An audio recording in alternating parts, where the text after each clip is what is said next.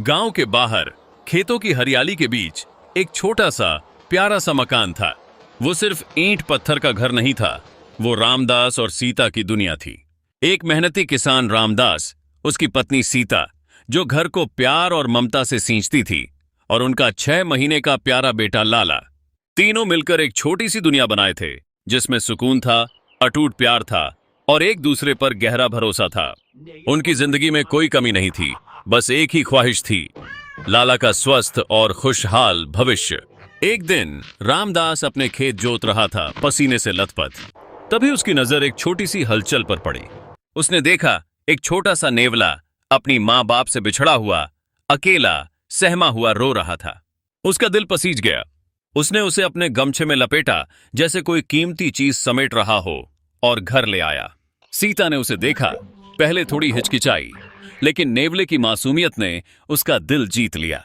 उसने उसे प्यार से दूध पिलाया और देखते ही देखते नन्हा लाला भी उसके साथ खेलने लगा। क्या कमाल का नजारा था वो! नेवले ने भी अपना नाम कमा लिया, धन्नो। धन्नो धीरे धीरे उस घर का एक अहम हिस्सा बन गया।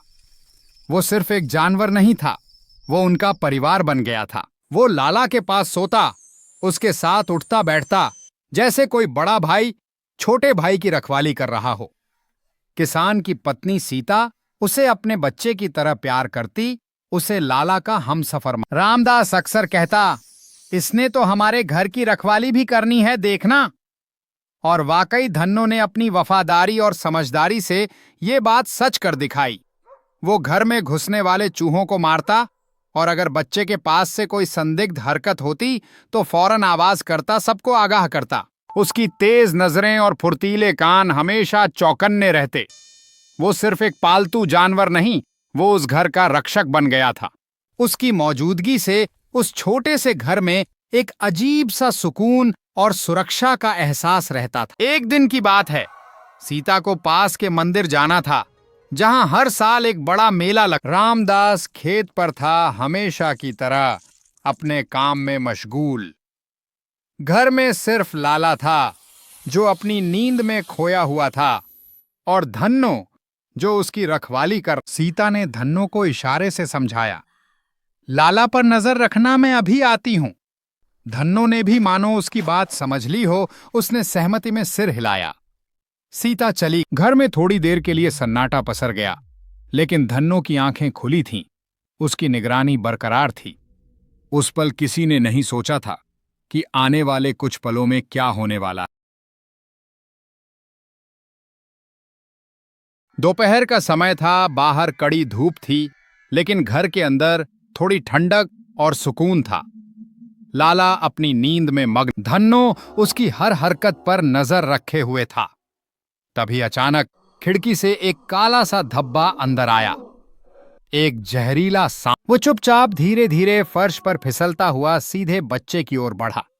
धन्नो की आंखें खुली की खुली रह गई। उसने देखा सांप ने फन फैलाया, अपनी जहरीली फूंक से माहौल में दहशत घोल दी। एक पल के लिए भी धन्नो ने सोचा, बिना झिझक, बिना किसी डर के वो तुरंत सांप पर झपटा। दोनों के बीच एक भीषण जंग शुरू हुई। नाखून, दांत फुफकार। धन्नो अपनी पूरी ताकत से लड़ रहा था, जैसे उसे पता हो कि वो सिर्फ अपनी नहीं, बल्कि लाला की जिंदगी के लिए लड़ रहा है। उसने सांप की गर्दन पकड़ी, उसे फर्श पर पटका, अपनी तेज धारदार पंजों और दांतों से उस पर हम। सांप भी हार मानने वाला नहीं था।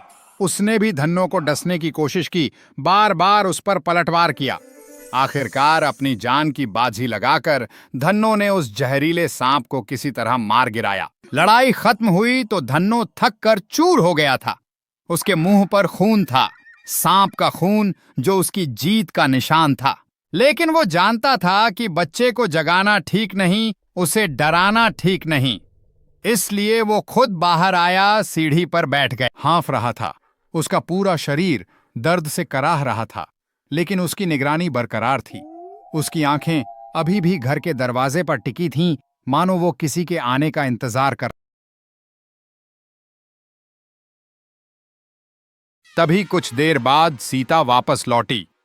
मंदिर से लौटते ही उसके कदम घर की ओर तेजी से बढ़े। दरवाजे पर पहुंचते ही उसने जो देखा, उससे उसके पैरों तले जमीन खिसक गई। धन्नो खून से लथपथ सीढ़ियों पर बैठा था।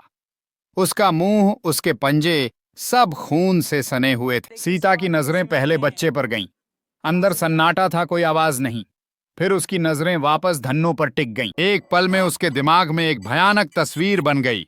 उसने सोचा, इसने इसने मेरे लाला को। उसका दिमाग ने फौरन फैसला दे दिया, जैसे कोई बिजली कौंध गई। दिल ने सवाल पूछने की भी हिम्मत नहीं की।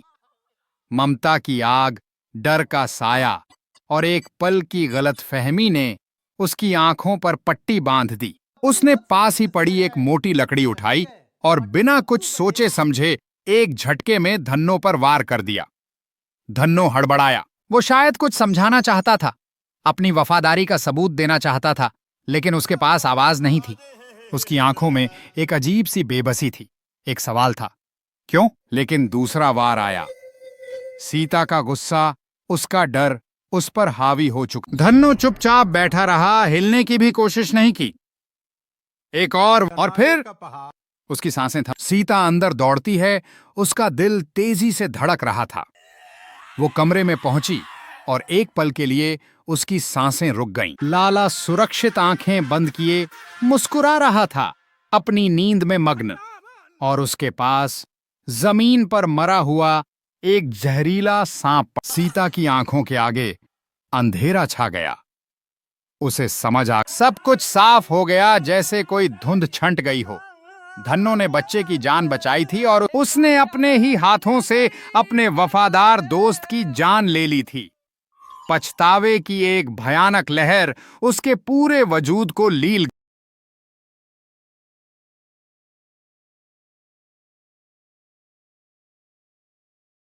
रामदास भी तब तक खेत से आ चुका था।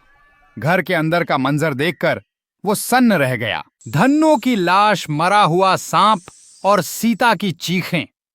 दोनों माता पिता चुप खड़े थे, जैसे उनके पास बोलने के लिए कोई शब्द ही न। बच्चे की मासूम हंसी उनके कानों में किसी नुकीले कांटे की तरह चुभ रही थी। सीता जमीन पर गिरकर रो पड़ी।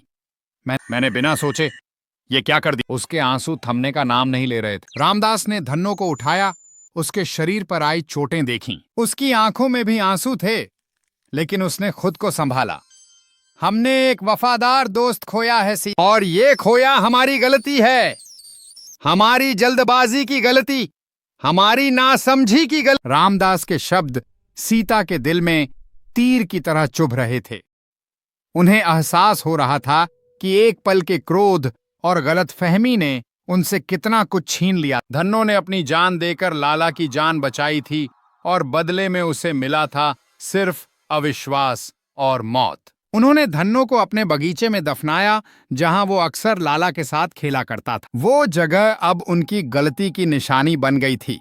हर सुबह जब लाला थोड़ा बड़ा हुआ, वो धन्नो की कब्र के पास खेलने आता, जैसे वो अब भी वहीं बैठा हो, उसका इंतजार कर रहा। सीता और रामदास हर बार उसे देखकर एक गहरी सांस लेते और अपने मन में उस दिन को याद करते जब एक पल की जल्दबाजी ने उनसे एक अनमोल रिश्ता छीन लिया।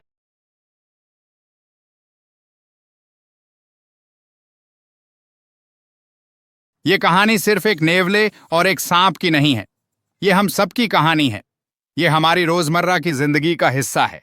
हर उस पल का जब हम जल्दी में कोई फैसला ले लेते हैं, चाहे वो व्हाट्सएप पर आया, कोई फॉरवर्ड मैसेज देखकर हो, किसी अफवाह पर यकीन करके हो, या फिर सिर्फ अपने डर। हम कितनी आसानी से किसी की बात पर भरोसा कर लेते हैं, किसी को जज कर लेते हैं बिना पूरी सच्चाई। पंचतंत्र की हर कहानी, और खासकर ये कहानी, हमें एक ही बात दोहराती है: सोच समझकर कदम उठाना। आज की दुनिया में जहां जानकारी का अंबार है, वहां सही और गलत में फर्क करना और भी मुश्किल हो गया है। जरा सोचिए, हम RS 500 की एक छोटी सी चीज खरीदने से पहले ऑनलाइन रिव्यूज पढ़ते हैं, उसकी क्वालिटी चेक करते हैं, कई दुकानों पर भाव पूछते हैं, लेकिन जब बात आती है किसी इंसान के चरित्र पर फैसला करने की, किसी रिश्ते को तोड़ने या जोड़ने की, या किसी बड़ी सामाजिक घटना पर अपनी राय बनाने की, तो हम एक मैसेज, एक हेडलाइन या एक सुनी सुनाई बात से ही अपना मन बना लेते हैं। क्या ये सही है? क्या ये न्याय संगत है? धन्नो ने बिना सोचे समझे अपनी जान दे दी लाला की रक्षा के लिए।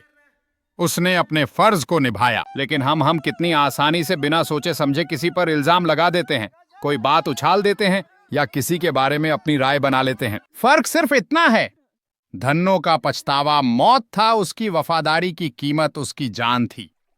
और हमारा पछतावा अक्सर शब्दों का होता है, उन कड़वे शब्दों का जो एक बार मुंह से निकल जाएं तो वापस नहीं आते, उन गलतफहमियों का जो रिश्तों को तोड़ देती हैं, और उन फैसलों का जो जिंदगी भर का बोझ बन जाता। ये कहानी हमें सिखाती है कि धीरज रखना कितना जरूरी है। किसी भी निष्कर्ष पर पहुंचने से पहले पूरी जानकारी का इंतजार करना कितना अहम है। क्या पता जिस चीज को आप बुरा समझ रहे हैं वो असल में आपकी भलाई के लिए हो। क्या पता जिस व्यक्ति पर आप शक कर रहे हैं वो आपका सबसे बड़ा शुभचिंतक। ये सिर्फ एक नेवले की कहानी नहीं है, ये हमारे अंदर के उस विवेक को जगाने की कहानी है जो आज की तेज रफ्तार दुनिया में कहीं खो गया है।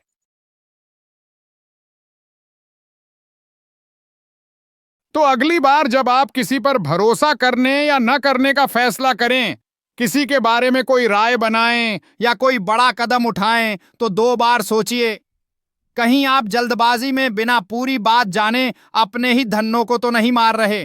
कहीं आप किसी ऐसी सच्चाई को तो नहीं खो रहे जिसे समझने का मौका आपको मिला ही। ये कहानी यहीं खत्म होती है, लेकिन इसका सवाल आपके साथ जाएगा, क्या मैंने आज बिना जाने किसी को जज तो नहीं? सोचिए, शेयर कीजिए, और फिर सोने से पहले एक बार उस वफादार धन्नो को याद कीजिए जो आज भी चुपचाप हमें ये सिखा रहा है कि वफादारी शायद कम हो गई है इस दुनिया में, लेकिन गलतफहमी